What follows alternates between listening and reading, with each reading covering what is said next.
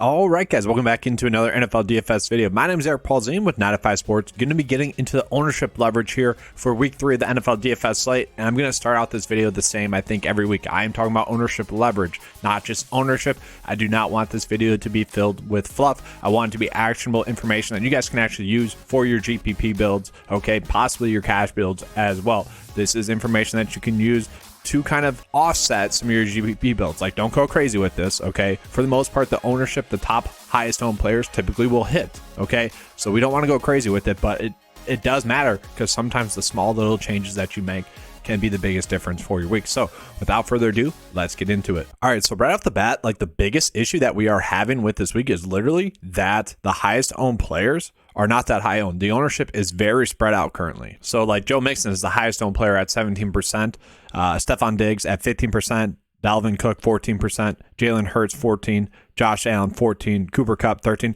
Like these are all ownerships that I do expect to like gain like higher ownership come Sunday morning. I am recording this on Saturday morning. Actually, probably be released Sunday or Saturday evening at some point, Saturday afternoon at some point. But I do expect like this to change a little bit. I do expect some people to get into the 20% come Sunday morning, come lineup lock. But at the very least, I do think all the same players are getting the high ownership are going to have that same high ownership. It's just which players are going to like bump up a little bit more. Like some like Leonard Fournette, I could see bumping up to like 15% instead of 20 that is currently at. Okay, so let's just get into it. We are going to go position by position like we typically do. So I'll start off with running backs, just looking at the highest owned running backs. Once again, this will probably update, but we got Joe Mixon, Dalvin Cook, Leonard Fournette, Austin Eckler, David Montgomery, CMC, Jonathan Taylor, CEH. And now that to me is just a huge mistake. I've went over this a bunch already.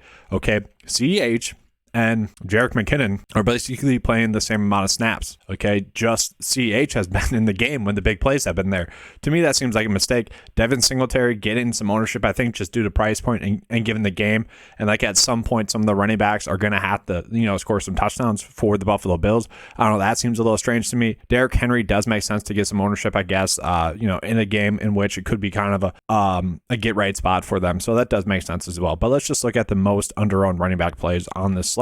So we got James Robinson, and James Robinson, that actually does make a lot of sense. You look at James Robinson, his role really hasn't changed from what it was in the previous years. I guess when Urban Meyer was actually giving him that RB1 workload. Going against the Los Angeles Chargers, they're going to need him to have a good game, okay? And just given the production that he's had thus far this season, it does make sense that at 6.1, at that low ownership, that he would be someone that we can gain some leverage on. We have seen him be very productive, okay? I don't want to say he's basically the same player as like Derrick Henry right now, but like he kind of is like a little bit touchdown dependent, but he has looked very good thus far this season. So that is an ownership leverage play that I could get behind. One that I probably couldn't get behind would be Cordero Patterson at 5.8, just given the fact that Cordero Patterson wasn't used at all in the passing game last week. And it does seem like they're going to start to get Tyler Algier more involved in that offense. So that does worry me a little bit. I probably wouldn't play him. Antonio Gibson does make sense. 3%. Guy that's going to get targeted a decent amount. That's a game that you do want to target going against the Eagles. That could be very high scoring. 6.4 is a little bit to pay up for him. Then we get into Jonathan Taylor. Jonathan Taylor at 10% projected ownership is still a little bit too low, just given the matchup, given how he is projected to score. Now, I know this didn't work out last week, but 10% is pretty low owned for the guy that's expected to have the highest RB points on the slate, okay? After that, Aaron Jones, that kind of makes sense. Now let's just look at who is going to be the most over-owned. And let's just bump this up to about like 4% projected ownership, 5, just so we're pulling in people that are actually kind of high owned. So Zach Moss getting some love. Okay, that's just people I think trying to get onto that game. So it makes sense. I wouldn't be doing that. Cam Akers, it was weird. They had to put Ben Skoranek in at fullback on Cam Akers run plays. It was very strange. I don't know if I would agree with Cam Akers getting some ownership. Alvin Kamara actually looking like he's going to play 7K. That is a lot to pay out for him, I kind of think, but who knows? If he's healthy, ready to go, he should be using the passing game a little bit more. That's a little strange to me. And yeah, we can kind of see why these guys are popping up as bad plays, okay? And just talking about it, like, I don't love Derrick Henry as a play, but there is a path in which Derrick Henry goes for 100 rushing yards and gets a touchdown against the Las Vegas Raiders. Like, this is pretty much a get-right spot for this Tennessee Titans defense or offense, this whole team, really. It's like they got hit in the mouth. What are they going to do from there? Okay. And I do think they're going to bounce back and have a better game. So, like, I don't mind that. A lot of people are just going with the slightly cheaper running backs with Dalvin Cook and Joe Mixon. Joe Mixon obviously getting a huge workload. They kind of expect the Jets to not be as good defensively. I'm guessing people want Joe Mixon and the Cincinnati Bengals to be in a get-right spot. He has been getting that huge workload. Hasn't been able to do much with it. I kind of get that. But like for me, you guys know I've just been going down to David Montgomery. And honestly, at 11% projected ownership, that does seem a little bit too low for me for a guy that's going to have a workhorse workload in a great matchup. Like, that seems too cheap. Like 11%, I thought he would be the highest chalk. I thought he'd be 20%. And I know it's a tough week to make lineups work, and that's probably why he's going to be this low owned. But I think that's a great chance for us to take advantage of that because people are a little skittish, I think. And at 5.9 to get a workhorse running back in a great spot like that is just something I will be overweight on for sure. You know, Michael Carter was still involved in the passing game. He could be a cheap 10 DK point play if you want to go that route. I do really like Dameon Pierce in that same like Chicago game. I do think this is going to be kind of a ground and pound game. We saw him play a lot last week at 3%. That does seem low for a guy that could easily, if he scores a touchdown, you know, hit 3x. 15 DK points is not hard for him to do. And then lastly, like we saw like Devin Singletary and Zach Moss getting a little bit of ownership. I would kind of think the player that you'd want to get ownership on is actually going to be Raheem Mostert, who, you know, was the starting running back for the Miami Dolphins last week, managed the biggest workload, you know, for the Miami Dolphins running back, 60%. Look good doing it. And that's the big thing. I do think he's much more of a big play running back. Like if he breaks a 60-yard touchdown, that wouldn't really be shocking. He potentially could like break the slate doing that. So I'm not saying that's like really a leverage play, but it is someone that I think is more of like a sleeper, low ownership play that you could do like as part of a game stack if you're trying to go that route. All right, so real quickly, just touching on the quarterbacks. So the quarterbacks are always going to be ranking out really well ownership leverage wise. That's just kind of how it works. They're typically the most likely to 2x and 3x, just given their price points, okay? And given the people that are price point around them, they're like more likely to score more fantasy points than them. That's just kind of how it works out. So they always rank out well leverage wise because, well, they're typically always under owned relative to the other players around them, not just quarterbacks, every player, okay? So that typically always happens. The quarterbacks that are getting the most ownership, we got Jalen Hurts, Josh Allen. Both make sense. Okay, Josh Allen should be able to go for 30 DK points in this matchup against the Miami Dolphins. We just saw Lamar Jackson do that. And obviously Josh Allen has had 2 straight weeks of 30 DK points or more. So like, I get that. Like nothing you can do there. If you can afford to pay up for Josh Allen, certainly do it. But that's the problem. It is tough to pay up for him. So a lot of people are just defaulting to Jalen Hurts, which to me does make a lot of sense. 14% projected ownership might be a little bit too much, but I get it. Like I'm not mad at anyone for doing that. I will say Matthew Stafford at 6% projected ownership at 6.5 on DraftKings and 7.7 on FanDuel. Like that seems a little bit too low for a guy that could easily go for 25 DK points in his best matchup of the year thus far going against the Arizona Cardinals. That to me is definitely a spot in which you can gain some leverage on the field. And if we're just comparing it to the other players around his price point, like you got Joe Burrow getting 5%.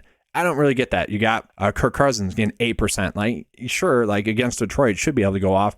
Aaron Rodgers, 2, that's not that much. Tua getting 4. You know, I would just rather pay up for Matthew Stafford at that same price point. You know, like to me, seems the safest and just as likely to go off. Then we get down here low. Like, none of these guys are very chalky, which I kind of like. So you got Mac Jones, pretty cheap, 5.1. I like him as a play. Like, you know, no one's going to love him too much, but the matchup is pretty solid going against the Baltimore Ravens. I love him. But I also do really like Marcus Mariota at a very low ownership. Okay, he's getting his best matchup of the year thus far going against the Seattle Seahawks. Okay, we've seen him be productive in the rushing game, getting 18 rushing attempts thus far this season. He is someone that I think I will be going on my way to play this week. So Marcus Mariota is another play that I think makes a lot of sense. He could easily 3x. He is expected to 3x. Given the matchup, like I'm going to be overweight in the field with Marcus Mariota, just given his likelihood to be able to get to 3x. And then you can pay up for other studs elsewhere. Like he shouldn't hurt you this week. So I do like Marcus Mariota a decent amount. All right, so just get into the tight end plays just so you guys can see it. We have all of them at like pretty much the same ownership. People are spreading it thin across everyone, and that does make sense. Like I don't really think anyone should be too chalky.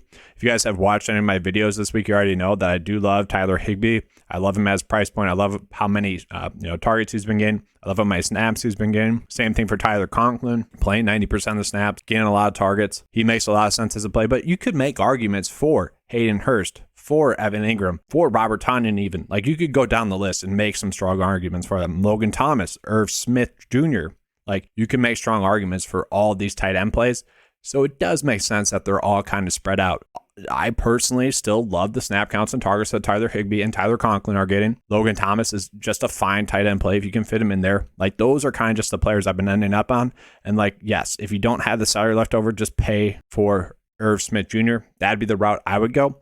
But like, yeah, sure, Zach Ertz, he got targeted a ton last week, 11 targets, played in 84% of the snaps. Like, he could have a strong week as well. Like, I get why it's spread out. I'm not going to spend too much time on it. That seems correct for the ownership not to be concentrated on one or two players. It makes sense for it to be spread out this week. And then lastly, get into the receivers. Now, the receivers are kind of interesting here because you got Cooper Kupp getting 13% projected ownership, which is one of the highest on the slate, which, it does make sense. Cooper Kupp, great matchup.